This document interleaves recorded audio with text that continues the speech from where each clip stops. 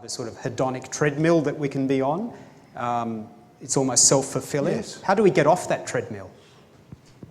Well, the hedonic treadmill says that we do get satisfaction out of acquiring things, out of pay rises, out of promotions, out of a new car, a new house. But that the kick that we get from that is actually very brief. It takes us very little time before we get used to the new car or before we acquire an ambition to have an even bigger car. And so that's the hedonic treadmill. You can stay on that forever and just keep pounding away because unless you keep pounding away, that form of happiness will decline. How do you? Well, you just stop playing that game. And you don't have to stop playing it by moving to Nimbin and being a hippie. You can slowly withdraw from the game. You know, you can start with saying, I'm going to drive a Toyota that's perfectly a reliable, acceptable car, gets you from A to B without any problem. It's going to sit in my drive. None of my neighbours are going to be impressed, but I don't care. I have different priorities. I care about the way I treat people. I don't really care about what they think about my status relative to them. To pull back from that status game, which is what keeps a lot of people on the treadmill. It really does.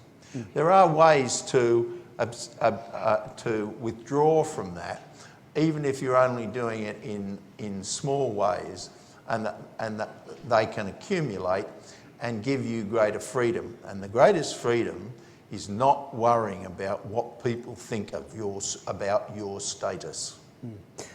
So on this issue of freedom, Richard,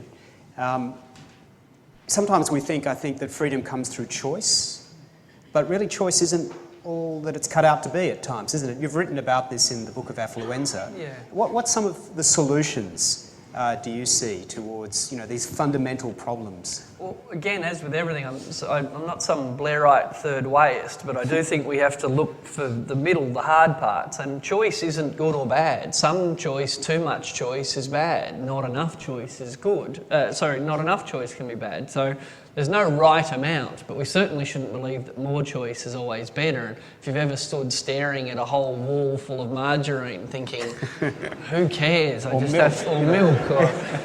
And that's okay, but it's actually designed, that's a deliberate strategy. They want you to think, I don't care, I've heard of that one, I'll have it. So if you've got 40% market share, confusing people actually reinforces that. A test of my main answer would be about status and choice is, as Ross said, to reflect on, do you care about what other people think? But a quick test for you, seriously reflect on whether you could do this. Show up at a friend or family member's barbecue or relaxed social function with a nice big 3-litre bottle of no-name cola.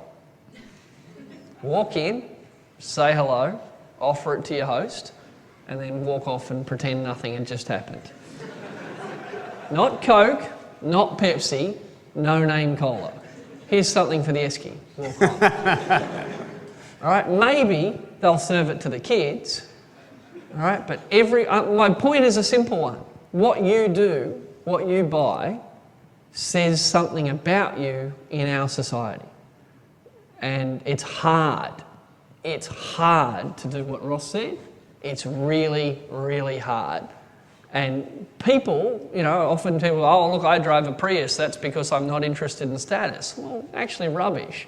It's a different form of status. We live in a very complex society, but I think step one is awareness. Step two is, knowing that it's not going to work, and then we all have to work together on step 3.